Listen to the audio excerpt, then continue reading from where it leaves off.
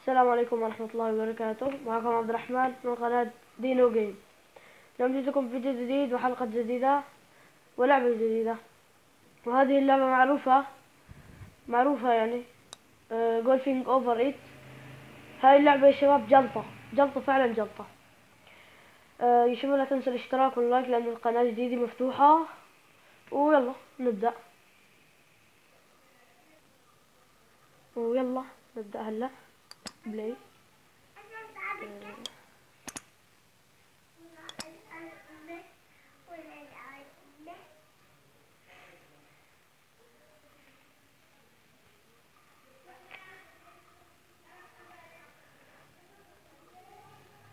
لا تنسى اللايك والاشتراك تحت وكتاب التعليق.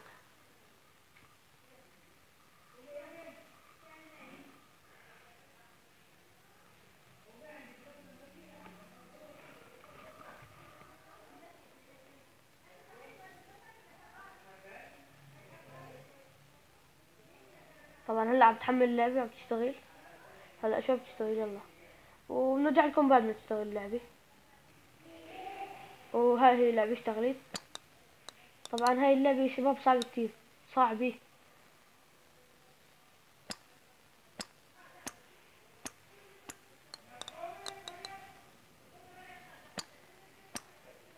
الهدف منها انك توصل لأعلى مكان عشان تختمها.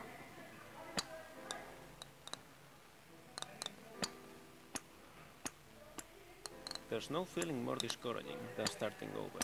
بلش And يقر. that's what you're about to experience if you keep playing this game. It's going to be deeply frustrating.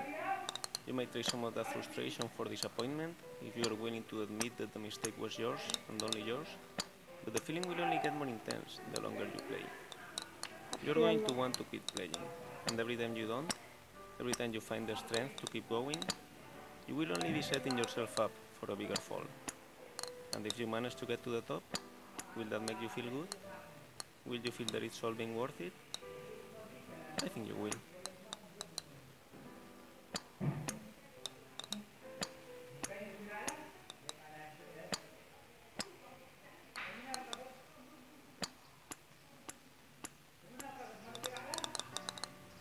طبعا يا شباب Feel اللعبة free to stop مدفوعة. playing whenever you want.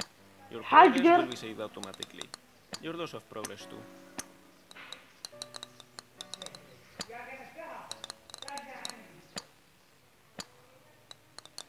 طبعا يا شباب اللعبة مدفوعة. شفتوا يا شباب؟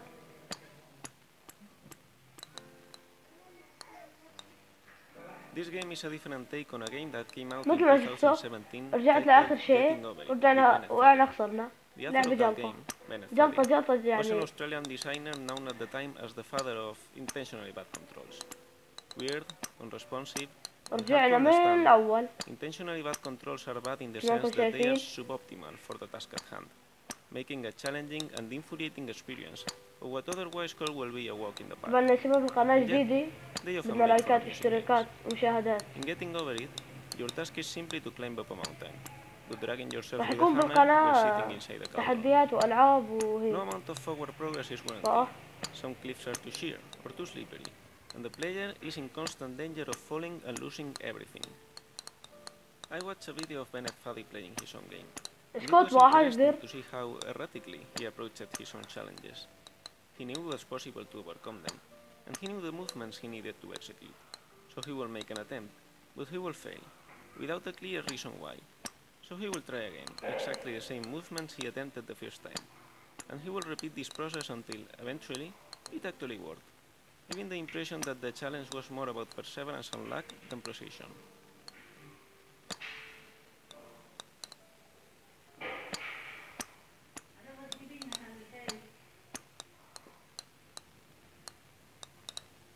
جلطة.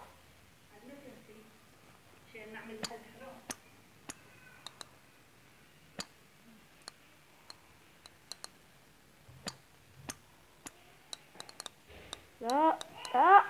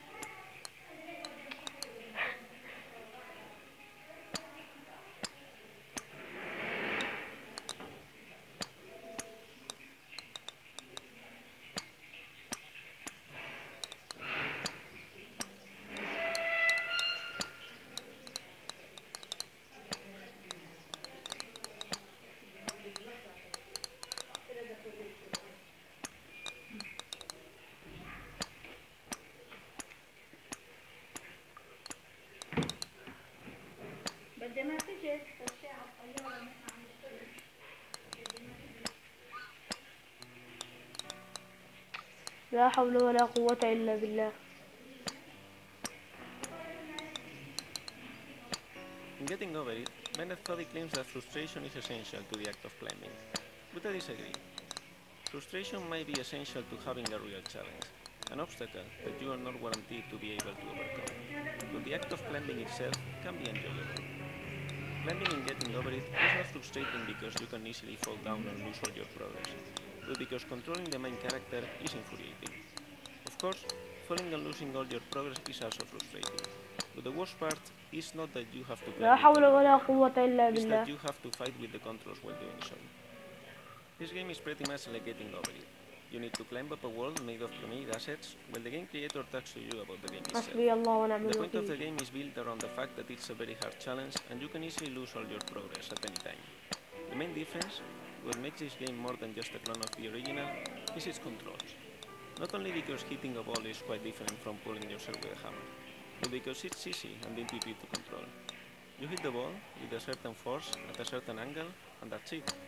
The difficulty lies in calculating what force and what angle you should apply to the ball. And it's not infuriating because you feel in control. If the ball doesn't land where you wanted, you know it's because you did the wrong calculations, and you feel that you can do it better if you try again. This is a game in which you شايفين can فن؟ experience the challenge فنان of climbing an enchanting mountain without infuriating controls being part of that فنان ما challenge. فنان But فنان. that's not the reason why I هلا like أصير this game. فنان. It's only why I thought it was worth finishing.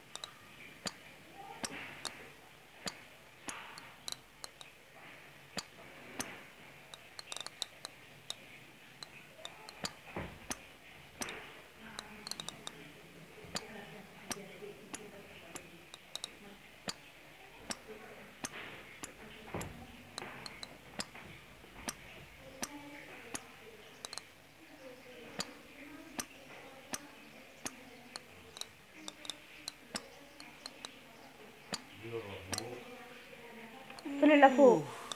That must have hurt. Don't worry though, it will happen again. And again. And again.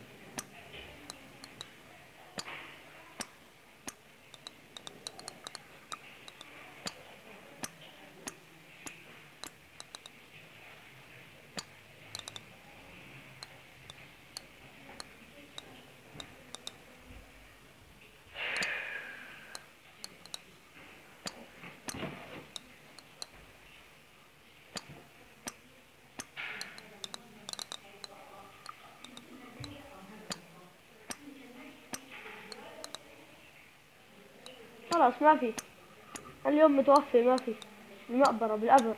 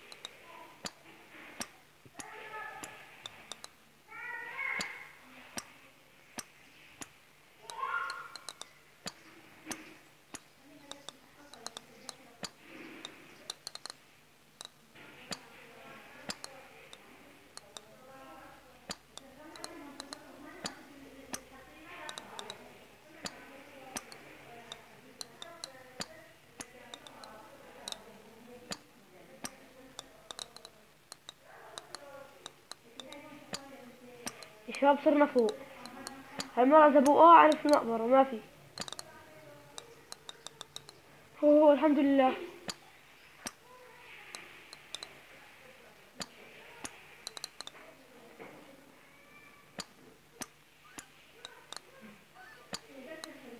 لا لا لا. اوه الحمد لله ما وقعنا لتحت.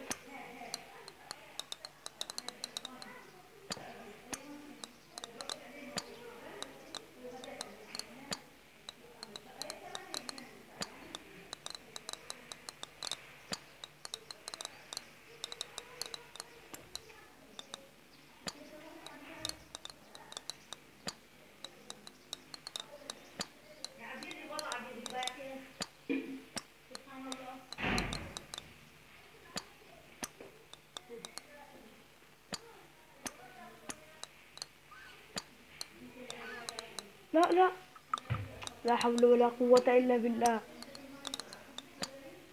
يلا أحسن ما نقعد، أحسن ما نقعد تحت.